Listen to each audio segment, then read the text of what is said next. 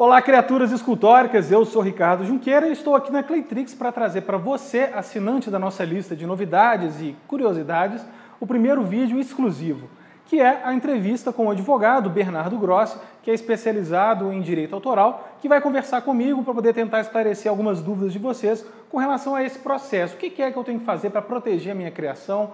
Como que eu posso fazer para poder replicar uma obra de terceiros, um personagem famoso, ou um roteiro, uma música? Engloba isso tudo, só para vocês terem ideia. Não está restrito à área da escultura. Escultura foi demais, escultura. De qualquer forma, tá aí, assistam. Ao final, se vocês ainda tiverem dúvida, deixe suas dúvidas nos comentários desse vídeo ou na nossa página no Facebook, que a gente vai emendar para uma segunda oportunidade de conversar com o Bernardo, tá certo? Mas por hora, assiste lá, são 47 minutos. Até daqui a pouco.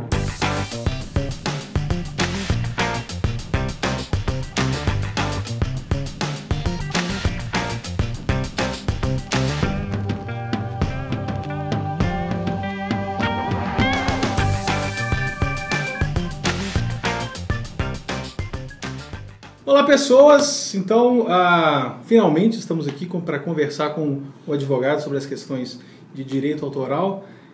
Esse é o Bernardo Menicucci, ele é advogado aqui em Belo Horizonte, mas antes de apresentá-lo propriamente, ele vai se apresentar, vai falar um pouquinho sobre o trabalho dele, a especialização dele, e aí a gente vai então começar a conversar a respeito das questões legais de proteção de obra, etc. e tal.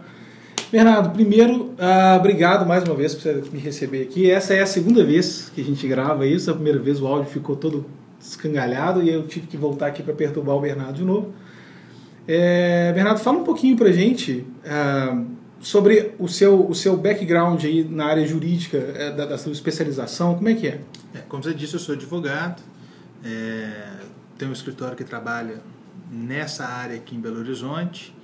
E a minha formação especificamente ela é mais voltada para a área do direito autoral, da propriedade intelectual, o que envolve não apenas obras literárias, artísticas, científicas, patentes e marcas. E a gente tenta dar uma assessoria jurídica tanto na área consultiva quanto no contencioso, quando tem violação de algum desses direitos. Entendi. Também nós atuamos repressivamente. Entendi.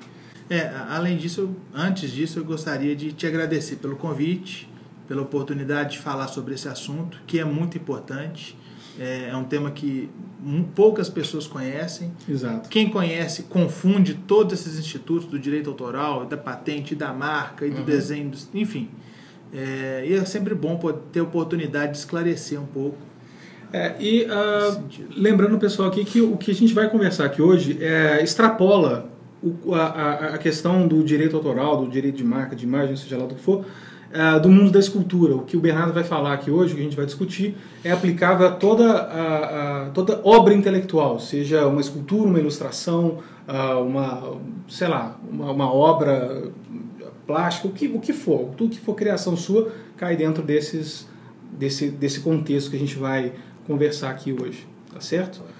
Bom, então inicialmente eu queria conversar com o Bernardo aqui um pouco sobre os termos, né? Tem muita gente que fala, eu tenho que patentear a minha criação, eu tenho que registrar a minha obra, eu posso, quando que é plágio, quando que não é e tal. Então eu queria primeiro fazer uma desambiguação aí do que é a necessidade, o que é a patente, o que é o direito de imagem, o que é o processo de registro de obra, ou seja lá o que for. Então vamos começar pela patente, que é o que a maioria das pessoas às vezes vem atrás da gente querendo saber.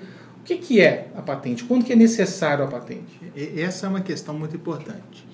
Dentro da propriedade intelectual, nós temos duas vertentes. Uma é o direito autoral e a outra é a propriedade industrial. Industrial, obviamente, faz referência à indústria. Então, e a patente está dentro da propriedade industrial. É lá que se relaciona a proteção jurídica das invenções, né? Então, são só os inventos que são protegidos por patente. E aí, para que exista essa proteção jurídica, eu tenho que registrar num órgão estatal, que é o INPI.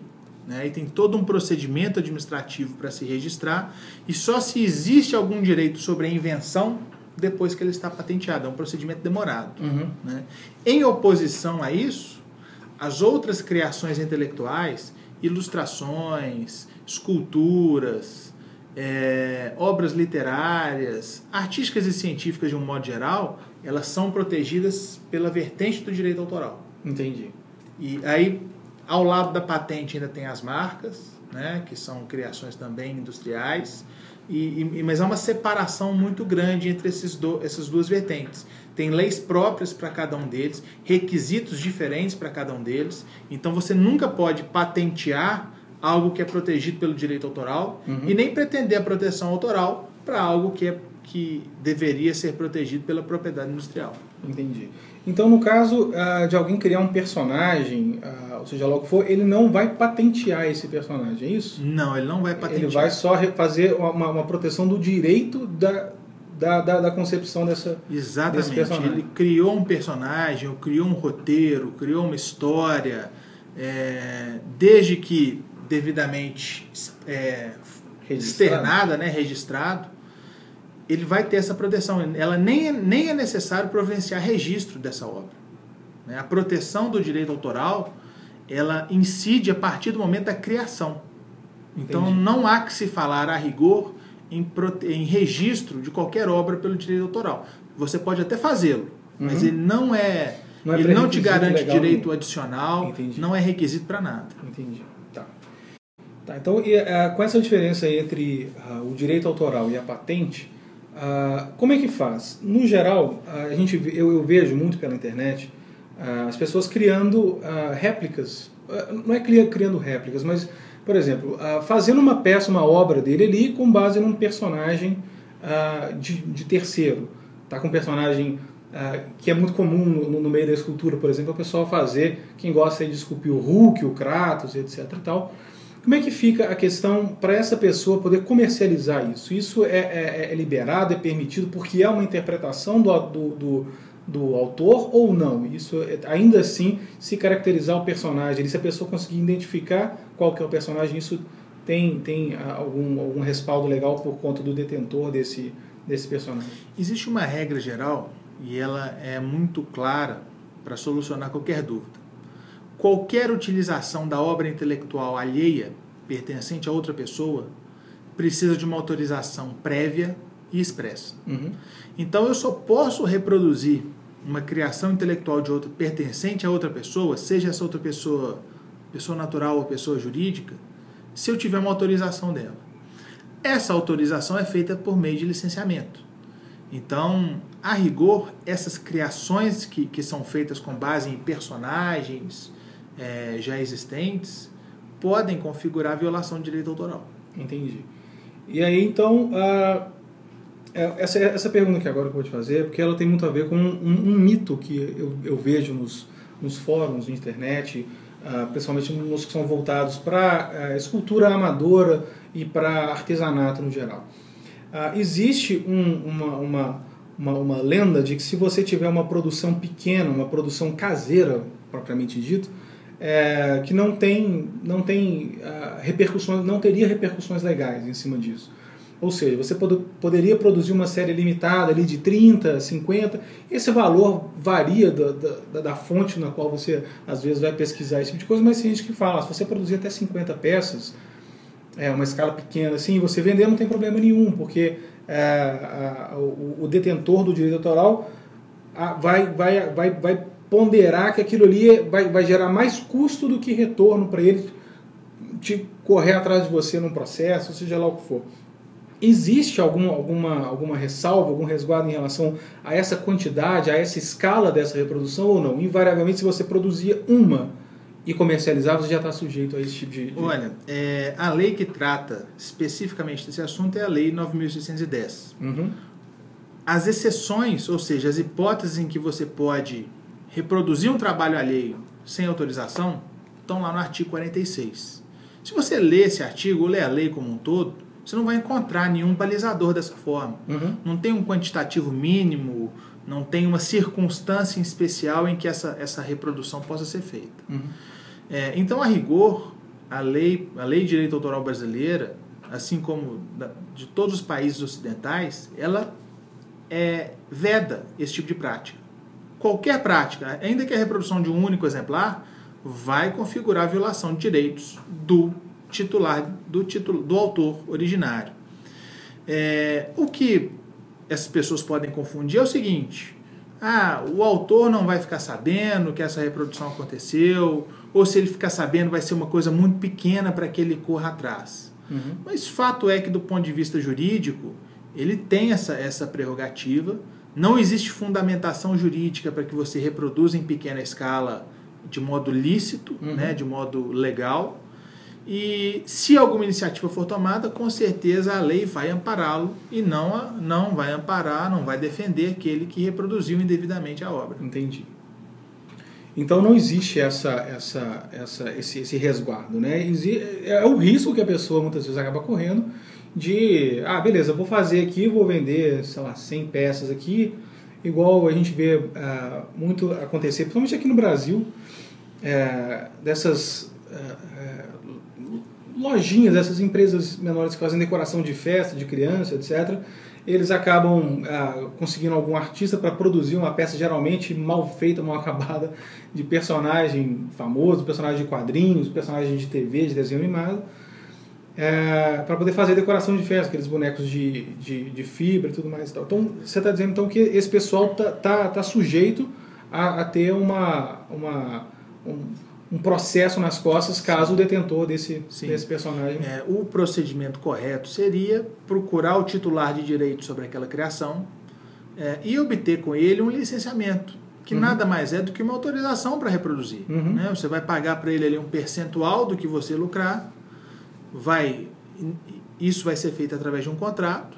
Esse contrato vai estabelecer o número de exemplares que podem ser reproduzidos, as características, enfim, até mesmo a reprodução vai estar sujeita a uma avaliação para não desfigurar, né, a criação. Então, se o cara fizer a peça lá, o detentor do direito vai ter que analisar e falar assim, eu aprovo ou não aprovo se usar desse jeito aí. Essa é uma faculdade contratual, mas ela normalmente existe na grande maioria dos casos para evitar que você autorize uma reprodução de um personagem, por exemplo, e saia criando derivações em cima dele que podem prejudicar o planejamento estratégico desse titular do personagem. Entendi. Ou talvez até denegrir a imagem dele, fazer um personagem com uma outra abordagem.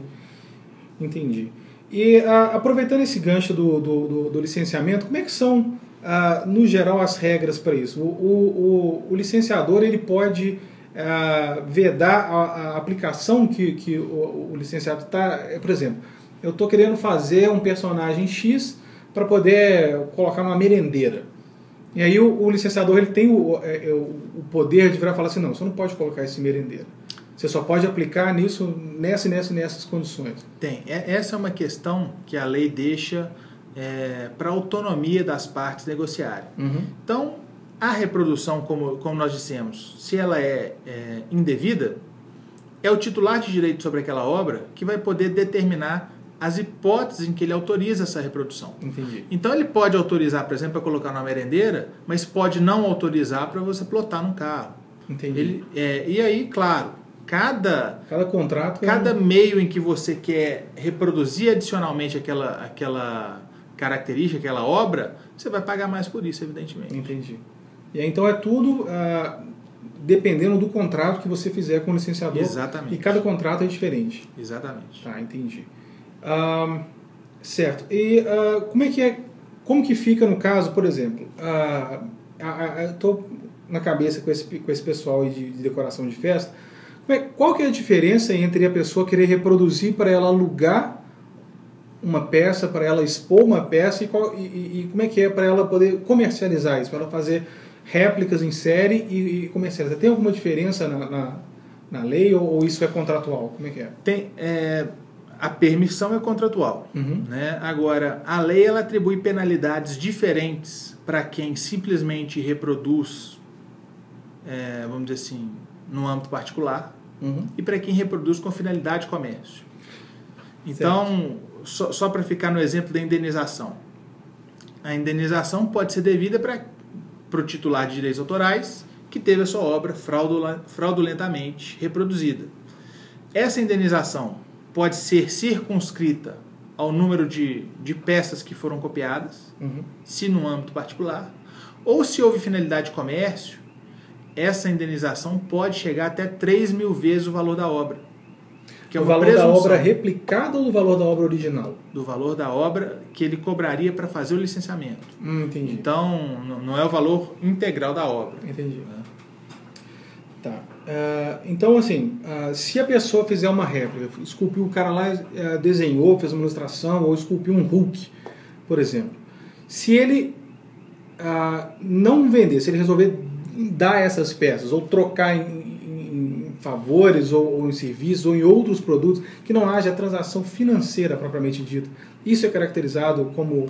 Para a finalidade da Lei de Direito Autoral brasileira, é como se fosse comércio. Comércio. Então, cai nesse mecanismo de indenização. Além da indenização, tem também as penas restritivas de liberdade.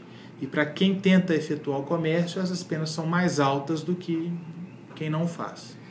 Pena restritiva de liberdade é o quê? Prisão? É. Certo. Então tá certo. Então cara, vocês fiquem espertos, porque pode dar cadeia para vocês aí. Quem está fazendo essa Eu devo observar também que não é muito comum nessa área. Mas fazendo um paralelo juridicamente são os mesmos institutos. Quem faz um DVD pirata, o camelô que vende ali, ele está copiando uma obra intelectual alheia e está comercializando. Se você pesquisar no site do Tribunal de Justiça, você vai encontrar centenas de decisões penalizando esses indivíduos exatamente pelos titulares de direitos autorais, movendo ações aqui. Então existe, até contra camelô, você tem processos assim, ativos e é comum? É bastante comum. Nós estamos...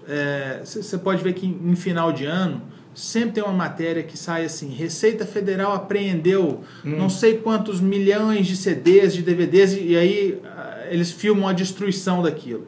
Né? Aquilo ali são processos que aconteceram ao longo do ano, de apreensão de exemplares reproduzidos indevidamente e que no final dos processos são destruídos. Né? Isso se aplica também a essas outras áreas. Entendi. Certo. Então, sobre o direito autoral, se eu sou um ilustrador, eu sou um escultor, um artista plástico, seja lá o que for, como que eu faço para proteger a minha obra? Qual que é o procedimento? Existe realmente uma necessidade de registro ou de alguma documentação ou alguma... o que é que eu faço para proteger a minha obra? Olha, pela lei brasileira, nós temos a criação intelectual protegida, ela tem que atender a 2 requisitos muito simples. Primeiro, é a exteriorização. Não pode ficar só na sua cabeça como uma ideia abstrata. Ela tem que vir ao mundo de alguma forma. É no papel, é na fala, enfim, é numa escultura. Ela tem que estar exteriorizada, sair do mundo das ideias e vir para o mundo real de alguma forma. E segundo, ela tem que atender o requisito da originalidade. Ela tem que ser original. O conceito de originalidade ele é subjetivo, né? Ainda que nós não tenhamos nada 100% original, porque o ilustrador, o escultor, ele tem um aprendizado, e o aprendizado dele é pelas obras de outras pessoas, né? Acaba levando muita referência, muito traço, muita maneirismo de outros artistas. O que é original, a gente tem conceituações diversas para originalidade, mas de um modo geral nós podemos dizer que o que é original é aquilo que não encontra anterioridade, ou seja, aquilo que não é cópia de algo anterior, né? Tem que ter uma expressão adicional do autor ali, tem que ter uma contribuição dele. Então, se ele fez uma ilustração ou uma escultura que é original e está exteriorizada, obviamente, a proteção autoral já incide sobre a criação. Então, existem até alguns sites que falam em registro de direito autoral, cobram para que isso seja feito. Tem muita gente que faz em cartório, autentica um documento. Tudo isso é relativamente válido, mas não é exigência nenhuma da lei. Entendi. Quem registra e quem não registra tem exatamente os mesmos direitos sob o ponto de vista da lei brasileira. Você está falando desse quem registra e quem não registra sob o ponto de vista legal, né? Quem vai num cartório e faz um registro de um texto, de um roteiro, de um características de um personagem, ou talvez alguma coisa do tipo. O registro, esse registro do qual você está falando, nada mais é do que um carimbo, uma chancela de alguém que está reconhecendo que aquele documento foi apresentado para ele naquela data. Só Exatamente. isso, não é isso? Quando você fala em patente, por exemplo, você tem um órgão do Estado que te concede um registro e com isso você tem algum direito. Uhum. No direito autoral, o seu direito nasce com a criação. Então, quando as pessoas buscam algum tipo de chancela, o que elas estão tentando fazer, na verdade, é delimitar num marco temporal quando elas criaram aquilo ali. Entendi. Porque se você vem com uma ilustração e eu tenho uma idêntica, como que um juiz vai descobrir quem é o verdadeiro autor? Ele pode pedir os nossos esboços, os nossos projetos, ele pode nos ouvir, né? Mas a rigor é pela anterioridade. Se o Bernardo comprovou que em 1980 ele tinha feito aquela ilustração e uma outra pessoa só o fez em 2006, evidentemente o autor vai ser reconhecido como Bernardo. Entendi. Então, nos embates jurídicos, a autoria, ela geralmente é resolvida pela anterioridade. Quem consegue comprovar a criação anterior. Tá. E como é que é feito o discernimento entre um plágio e uma... porque assim, existe para muita gente essa área que é meio embaçada entre, não, isso aqui é a minha homenagem. O que é uma homenagem ao artista original ou à criação e o que passa a ser plágio? Como que a gente considera, como que a gente consegue separar uma coisa da outra aí? A letra fria da lei, ela não permite homenagens, né, por mais nobres que elas venham a ser. Volta àquele aspecto. Reprodução pode ser lícita ou ilícita, né? Agora, o plágio é um aproveitamento de uma criação intelectual anterior, né, para a sua criação nova. Então, plágio, evidentemente, não é homenagem. Ele é um aproveitamento de elementos criativos de outra pessoa para criar a minha. Né? É como eu pego, por exemplo, uma escultura de um artista famoso, vejo os traços, a angulação, o conjunto de cores que ele usa e começa a criar obras muito parecidas. Né? Isso certamente pode configurar plágio. Como pode não configurar também, a depender... A análise do plágio, ela é sempre caso a caso. Você tem que pegar a obra original, tem que pegar a obra que está sendo acusada de plágio e começar a identificar as semelhanças e as divergências entre cada uma. Um número muito grande de semelhanças vai acabar causando essa conclusão pelo plágio, que é violação de direito autoral. Né? No campo musical, por exemplo, a gente tem vários exemplos até judiciais de acusação de plágio entre cantores diferentes que copiam a música, tem uma sequência de notas musicais que caracteriza aquela música, que caracteriza o refrão. Tem que ser feita uma análise, a gente chama de casuística. Tem que pegar o original, o que se reputa supostamente plágio e começar a compará-los. Entendi. Eu tinha até esquecido do âmbito musical também, que é um mercado onde a gente ouve até falar mais de questão de plágio, de cópia mesmo, do que a maioria dos outros mercados, né? Talvez porque o mercado musical está mais disseminado, existem mais pessoas em contato com música do que em contato com artes plásticas, por exemplo. A gente realmente... Foi até bom você ter lembrado, porque nem estava me passando pela cabeça esse lado do direito aqui. Como é que a gente deve proceder? Se eu tenho uma peça, se eu tenho uma ilustração, um personagem, uma escultura, seja lá o que for, como é que eu devo fazer se do nada eu descubro que tem um camarada lá que está replicando uma peça igualzinha a minha, com alguns detalhezinhos diferentes? Igual a gente lá no estúdio teve recentemente, a gente descobriu que tinha uma escultura do Igor, que ele tinha comercializado, acho que 15 ou 20 peças dela aqui em Belo Horizonte só. A gente achou dela lá no AliExpress, vocês podem ver ela aí agora. Essa é uma peça de um tigre que o Igor esculpiu alguns anos atrás. E um dia a gente estava pesquisando por ferramenta de escultura no AliExpress e a gente achou essa obra dele lá. Essa, no caso, foi parar na China. Eles estão replicando ela em bronze, vendendo ela, cobrando de acordo também. Estão cobrando com uma peça de bronze, mas ainda assim é uma criação do Igor.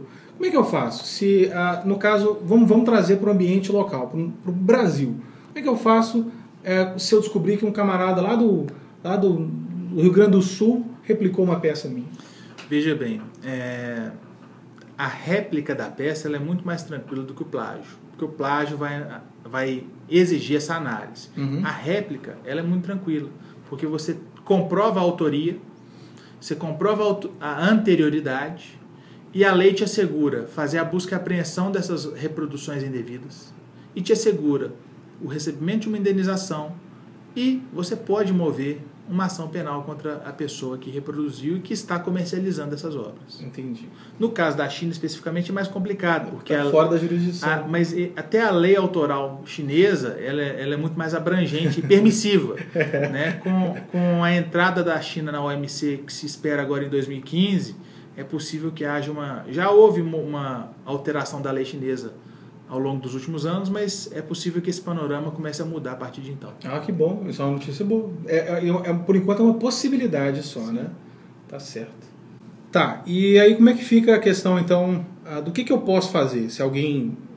se eu descobrir que alguém está me plagiando ou que está literalmente copiando na cara dura a minha peça, a minha obra aqui no Brasil?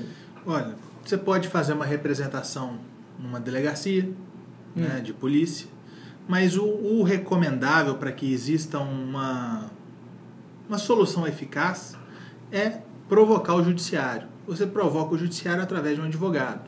Ele pode fazer uma ação judicial para apreender as peças reproduzidas e pode fazer uma ação para lhe assegurar uma indenização. Tá, então como é que é o passo a passo? Descobri que replicaram uma obra minha e tem um camarada vendendo um negócio meu num mercado, numa loja, não sei o que mais tal. Qual que é o ideal para levar para um advogado que conhece esse assunto? Exatamente. É ter algum indício de que isso aconteceu. Se for um site, o ideal é fazer uma ata notarial, mas se não tiver condição, dá um print na tela ali, vai salvando as informações da forma que lhe for possível e leva isso para o advogado. Tem muitos casos onde a gente adquire o produto irregular, pede um recibo, pede nota, e aí a ação judicial já é iniciada com essa comprovação. Entendi. Porque desaparecer com as coisas é muito fácil. Se por algum acaso essa pessoa toma conhecimento, ela tira aquelas peças dali, ela oculta, e às vezes a ação judicial não vai ter aquele efeito pretendido. Então você tem que levar algum substrato que já comprove. Ou a comprovação da compra, fotografia também é útil, enfim, informação de internet é muito fácil da gente preservar. Lembrando que sempre que for na internet, o ideal é que se faça uma ata notarial num cartório, porque aí é irrefutável. O que é isso, uma ata notarial? Cartórios, tabelionatos de notas, sim, eles fazem esse documento. Então, você vai lá no tabelionato e fala assim, olha, eu quero fazer uma ata notarial desse endereço aqui na internet. O tabelião entra acessa aquilo ali, vai certificando num documento público, vai colando as telas no documento e te entrega aquilo. Entendi. Então ele dá fé pública de que naquele dia, naquele momento, aquele conteúdo estava veiculado na internet. Isso é uma prova muito eficaz. Entendi. Porque a fé pública dá a presunção de veracidade daquilo. Então, mas se não for possível, não é essencial, embora seja importante. Essa ata notarial, como é que é o custo dela, geralmente? Olha, o custo é calculado de acordo com o número de páginas. Eu não sei exatamente o valor, mas não é algo muito alto, não é? Aproximadamente R$14 por página. Entendi. Não é nada que vá fazer você passar fome no final do mês. Né? E para o efeito que ela pode causar, que é lhe trazer uma prova para uma ação judicial robusta, né? Uma prova importante, vale a pena. Com certeza o investimento vale a pena. É um investimento interessante. Tá, então o primeiro passo é isso, faz uma ata notarial e aí depois, como é que é? Eu levo isso para o advogado? Leva isso para um advogado da sua confiança, sim, né? Apresenta para ele. Ele vai ter 3 opções para fazer e podem ser simultâneas. Primeiro é a busca e apreensão. Pedir ao juiz que autorize um oficial de justiça, força policial, para ir lá e apreender as obras que foram reproduzidas indevidamente. Isso mesmo sem a comprovação? Não, você vai apresentar a sua comprovação. Tá, entendi. Você vai apresentar a comprovação da autoria e vai apresentar a comprovação de que há comercialização. Entendi. Ele vai analisar, a gente fala sumariamente, né? Ele vai dar uma análise rápida naquilo ali e vai falar assim, realmente, o que ele está falando tem aparência de verdade, é consistente. Manda fazer a apreensão. feita a apreensão, esses exemplares vão ser destruídos ao final do processo. Mas, pelo menos, o autor impede que a comercialização continue a ocorrer. Entendi. Exatamente. O segundo passo é uma ação de indenização. Se tiver comércio, pode cair naquela regra das 3.000 vezes o valor da obra. Se não tiver, nós vamos fazer uma ponderação para chegar ao valor da indenização. E a terceira via é uma ação penal, porque a violação é um crime. E você pode também provocar na área penal. Entendi. Então, voltando atrás ali, o cara que realmente está, se for realmente constatado a cópia indevida ou o plágio, o cara pode ser preso. Vai gerar uma ação penal, com certeza. Se tudo for comprovado, vai ter uma pena. Ser preso depende da pena que o juiz venha fixar. Mas o que nós podemos dizer é que, a rigor, existem 2 tipos de pena no Brasil. Aquelas que vão para os juizados especiais, que são as penas de menor potencial ofensivo, Sim. e as penas um pouco mais graves. Essa é uma pena um pouco mais grave. Então, ela, nesse caso especificamente, não tem imediatamente prestar serviço para entidade de caridade, cesta básica, isso está excluído da violação de direito autoral. Entendi. Então, é bem provável que resulte nisso. Entendi. Em média, qual que é o prazo que leva um processo desse de plágio? Se eu descobrir hoje que estão copiando as minhas peças, estão copiando a minha criação aqui, qual que é o tempo que leva de eu entrar com essas provas, de eu entregar essas provas na mão do advogado e ele entrar com um pedido de avaliação, seja lá o que for disso, e até o momento em que eu vou ser ressarcido supostamente desse meu prejuízo? Qual que é a média? A urgência faz com que o advogado tome a iniciativa imediata, né? Então ele não pode demorar com aquilo na mão. O judiciário, todos nós sabemos, ele é lento. E existe uma diferença: plágio da reprodução propriamente dita. Se for plágio, nós vamos ter que passar por uma perícia judicial, o que significa dizer que o juiz vai nomear um expert nessa área para fazer essa análise comparativa. Isso demora mais. Então, um processo passando por esses passos do plágio, a gente pode estimar, e é uma mera estimativa, né, uma opinião pessoal, talvez demore algo entre 6 a 8 anos. Uma ação que não envolva uma perícia para plágio, que seja de mera reprodução, ela com certeza caminha mais rápido. Entendi. Talvez em 4 anos você já consiga encerrar. Né? Agora, o que é importante nesses casos? É ter a urgência, é o juiz determinar a apreensão daquilo ali que está sendo comercializado, porque uma vez que você faz isso, você fica tranquilo com o tempo do processo. Agora, se você tiver que aguentar 4, 6, 8 anos com as suas obras sendo comercializadas, realmente é insuportável. Entendi. Mas, por exemplo, o processo começou a ser avaliado, foi constatado realmente é plágio, o cara está fazendo isso, faz uma busca e apreensão, pega lá as matrizes que a pessoa está usando para poder replicar a minha peça, os moldes dela, seja lá o que for. E se essa pessoa continuar fazendo isso? Se ele for lá construir outras peças e continuar comercializando por trás, como é que essa a gente chama de decisão liminar, que é da apreensão, ela pode acontecer em um pouco mais de uma semana. Então, isso já é um fato positivo. Se essa pessoa continuar a fazer isso, você tem 2 opções. Se for mais do mesmo, você pede a extensão da sua decisão judicial e pede para apreender de novo. Você pode, inclusive, pedir a fixação de uma multa diária caso essa pessoa continue a agir dessa maneira. Então, ela está obrigada a não reproduzir as suas obras, sob pena de pagar uma multa arbitrada pelo juiz, 5, 10, 20, 500 mil reais por dia em caso o faça. Então, existem mecanismos de coerção para que ela não faça isso. Coagir o cara para ele parar com esse negócio. Tá. Ainda sobre a questão do licenciamento, do direito autoral, como é que eu faço, por exemplo? Eu quero produzir um personagem da Marvel, eu quero produzir um Hulk, por exemplo. Só que eu quero fazer um Hulk levemente infantilizado, ou fazer um Hulk feliz, um Hulk gente boa, não sei o que.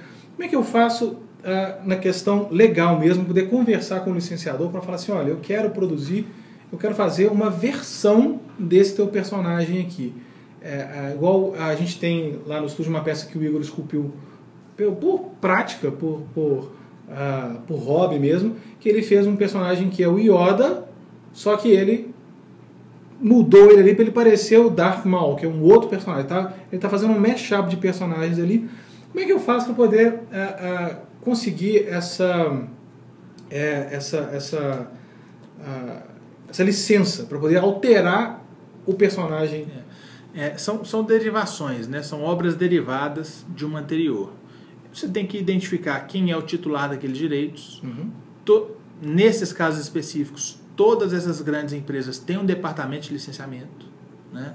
Aqui no Brasil tem inclusive uma associação brasileira de licenciamento que reúne esses grandes titulares de direitos autorais, que facilita essa ponte entre o indivíduo e a corporação que detém aqueles direitos. Tá, então, até mesmo para essas pequenas alterações, para eu fazer um personagem diferentezinho lá, mas se caracterizar o personagem, a criação, o Hulk, por exemplo, se eu fizer lá o cara forte, verde, com a bermuda rasgada azul, mas fizer outro personagem dentro dessas características, ainda assim eu tenho que ir lá no licenciador se eu for comercializar. Nós podemos cair na hipótese do plágio. Entendi. Né? Você pode fazer um cara forte com a bermuda rasgada, mas se você colocar a bermuda roxa, o cara verde, você já começa a ter elementos muito coincidentes com a criação anterior. Entendi. Então é aí que você separa uma coisa da outra, né?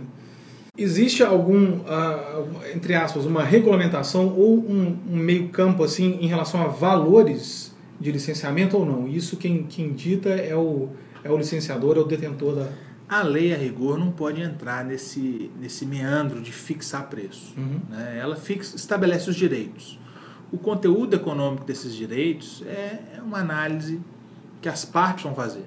Né? Quanto vale, quantos podem ser reproduzidos, em quais meios, se é um adesivo, se é uma escultura em tamanho real, se é pequenininha, enfim, isso fica ao critério subjetivo das partes envolvidas.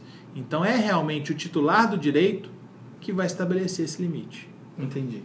Se, por exemplo, eu criei um personagem, eu criei uma escultura ou uma ilustração e eu quero... eu percebi que existe um interesse comercial de várias partes que estão querendo produzir uma peça ou fazer uma campanha publicitária, seja lá o que for. Qual que é o caminho que eu tenho que tomar para poder passar a licenciar a minha obra? Em pequena escala, né, é algo parecido com o que essas grandes corporações fazem. Você não precisa constituir uma pessoa jurídica, a menos que você tenha um planejamento para tanto, mas você vai licenciar por contratos para as pessoas que querem utilizar a sua obra as hipóteses e a quantidade que elas podem fazer. Inclusive, nesse contrato, estabelecer limites de possibilidade ou não de alteração de tamanho, de cor, enfim, de posição, se for um personagem. Você vai fazer toda essa descrição. Você vai limitar ali para preservar a sua criação. Para preservar a integridade da sua criação. Entendi. Né? E tem que ser feito por contrato. A lei brasileira estabelece dessa forma. E volta àquela regra que nós falamos, autorização prévia e expressa. Ou seja, a lei me impõe autorizar previamente ao uso e que isso seja declarado de alguma forma clara, não pode ser presumido. Então, é por um contrato, você vai fazer um contrato de licenciamento com as pessoas interessadas. E esse tipo de contrato qualquer um consegue fazer, buscar na internet um modelo, ou o ideal é que a pessoa procure um advogado, alguém da área para poder orientar ela ali, alguém já saiba talvez aí os meandros de onde geralmente os contratos falham, etc. Qual que é o mais interessante? A internet trouxe o conhecimento para todo mundo, basta pesquisar um pouquinho que você acha um modelo de contrato. Agora, o contrato tem que ser específico para a sua necessidade. O contrato é feito para quando existe um problema, para te assegurar a proteção dos seus direitos. Então, se o contrato não for feito com um mecanismo abrangente para proteger os seus direitos intelectuais, ele pouco ou nada vai servir quando você precisar do judiciário para te proteger. Então, é evidente, tem que procurar um especialista que tenha um conhecimento razoável nessa área para que ele possa elaborar um contrato que atenda às suas necessidades. Na internet eu posso te assegurar, você encontra modelos de contrato de toda natureza, mas nenhum contrato abrangente o suficiente para contemplar as múltiplas possibilidades que cada caso é um caso, afinal de contas, né? O cara às vezes está interessado ali. Durante a criação de uma peça, de uma escultura, de uma ilustração, seja lá o que for, quais que são, na sua opinião, as provas ideais para você documentar, para você fotografar, para você guardar rascunho? O que é que você acha que é o ideal para que, se eventualmente no futuro eu tiver alguma complicação, ou se eu quiser fazer um licenciamento dessa minha criação, o que é o ideal de eu ter registrado comigo mesmo dessa construção? Veja bem, você tem que preservar prova do seu processo criativo. Uhum. Se você tiver versões anteriores, esboços, é sempre bom guardar. Uhum. Né?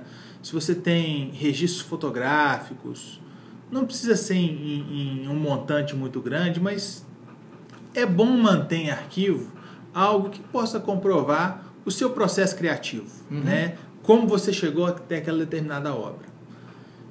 Com registro temporal, evidentemente. O que quer dizer? Tem alguma validade eu ir num cartório com uma folha de papel com a minha ilustração feita e pedir para autenticar? Fazer uma cópia autenticada? A única validade que aquilo vai te assegurar é que o carimbo do cartório tem uma data. E você prova, por exemplo, que naquela data você estava na posse daquela ilustração. Uhum. Isso também é um elemento que pode ajudar numa ação judicial, mas não é indispensável. Entendi.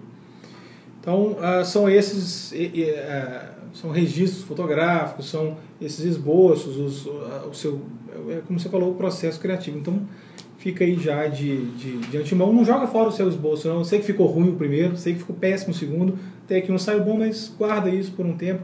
Se o seu trabalho for realmente legal, vai guardando, vai mantendo esse histórico aí. Tem uma outra questão que eu vejo acontecendo muito com uma certa frequência, que é, por exemplo, você é um ilustrador amador, tá? Por exemplo, você fez uma ilustração de um dragão gigante muito legal. Você vai lá e posta na sua página no DeviantArts, publica lá no seu Facebook, e aí, do nada, alguns meses depois, você vê um livro de ficção que foi lançado e tem lá uma ilustração sua na capa desse livro, que foi usada a revelia. O cara foi lá, porque existe muito, principalmente no meio artístico, internetico, vamos colocar dessa forma, igual você vê em vlog, em canais de YouTube, etc e tal, gente falando assim, eu peguei isso aqui da internet. Como se a internet fosse uma entidade geradora de conteúdo, e que esse conteúdo não é de ninguém. Então, você vê muitas vezes assim, em jornal, principalmente reprodução da internet, como se fosse realmente esse campo neutro aí né, como se fosse realmente um campo que não tem incidência de lei nenhuma. Como é que fica? Como é que eu faço, por exemplo, se eu sou um ilustrador e aí, daí um tempo eu descobri que tem uma peça minha que está numa capa de um livro que está sendo comercializado e propagandeado à torta e direita? A lei é uma para a internet ou fora dela. A internet não é um mundo à parte, onde não existem leis, é o que as pessoas podem fazer, o que me entender. Que acham, né? Principalmente aqui no Brasil, o pessoal acha muito que assim, tá na internet, é da internet, não tem problema. Então, assim, no caso de fóruns e redes sociais, você tem ali contratos que são os termos de uso, as políticas de privacidade, que podem permitir ou não, por exemplo, um compartilhamento. Uhum. Você não pode colocar uma... Até compartilhamento você tem essas restrições? Em alguns casos, sim. Mas você está anuindo que, se você colocar uma foto naquela rede, você está permitindo o compartilhamento, por exemplo. Até aí tudo bem. Agora, isso não quer dizer que eu posso pegar aquela ilustração, aquela fotografia, enfim, qualquer obra, e utilizar em proveito próprio. Uhum. Vai cair na hipótese da reprodução não autorizada.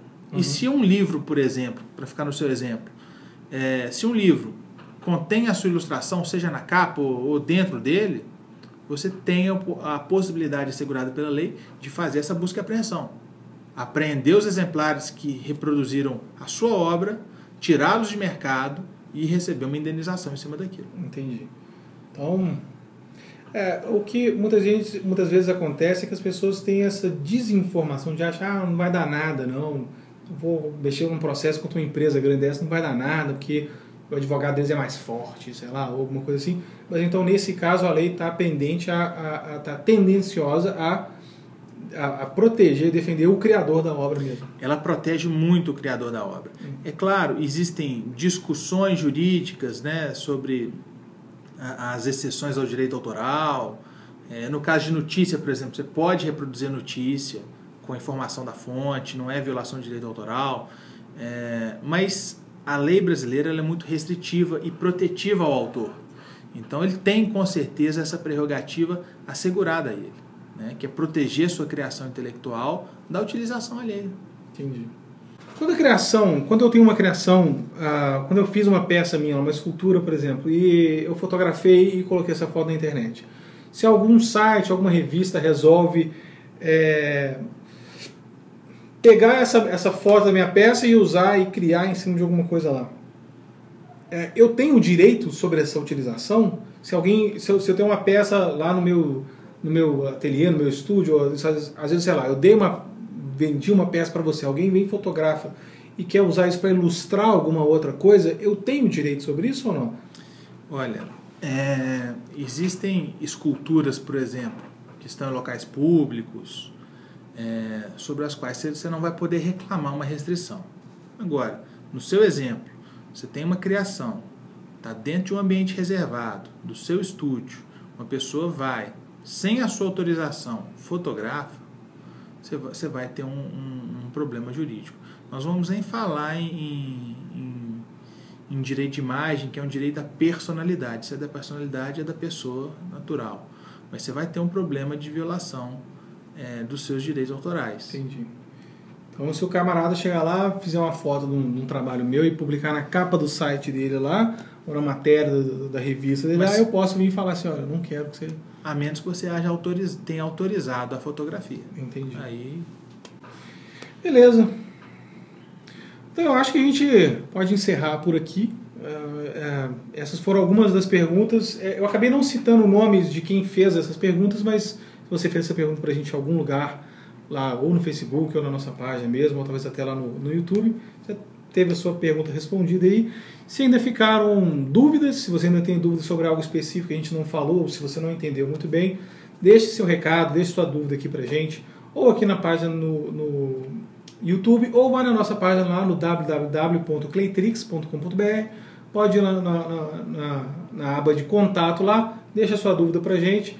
Eventualmente, quando a gente tiver um montante de perguntas, a gente volta, de acordo com a disponibilidade do Bernardo, a gente volta a conversar com ele e tenta sanar essas dúvidas e esclarecer para que realmente você fique se sentindo seguro e que você saiba até onde você pode ir com as suas criações, com as suas obras, com as suas versões também, né? E no mais, Bernardo, muitíssimo obrigado mais uma vez por disponibilizar esse tempo todo, por ter essa paciência para poder conversar comigo. E queria agradecer em nome de quem está assistindo a gente, principalmente ao pessoal que segue o nosso trabalho lá na Claytrix, que assina a nossa lista e que está recebendo esse conteúdo aqui.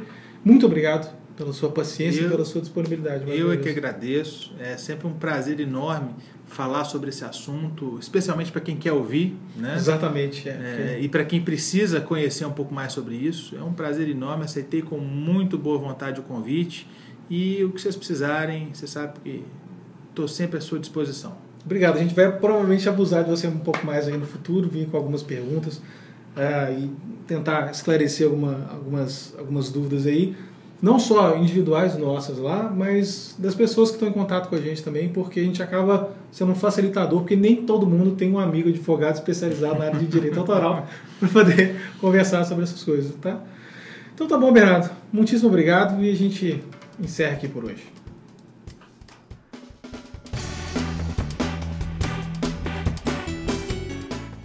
Então é isso aí, gente. Essa foi a entrevista então com o advogado sobre direitos autorais e espero ter conseguido ajudar alguns de vocês, esclarecer algumas dúvidas, desmistificado alguns mitos internéticos, né? E se ainda restaram dúvidas, manda pra gente, deixa aqui nos comentários desse vídeo ou lá na página no Facebook, que é o facebook.claytrix.com.br, que numa futura oportunidade a gente volta lá no Bernardo, leva suas dúvidas para ele esclarece e fica todo mundo bem dessa forma.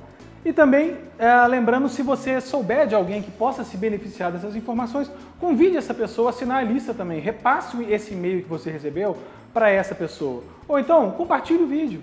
Manda o URL desse vídeo para ele e fala, assiste lá o pessoal, essa entrevista que o pessoal da Claytrix fez, porque dessa forma o mercado, os profissionais do mercado se melhorando, tendo uma capacitação maior, uma compreensão melhor de como funciona o mercado, todo mundo sai ganhando.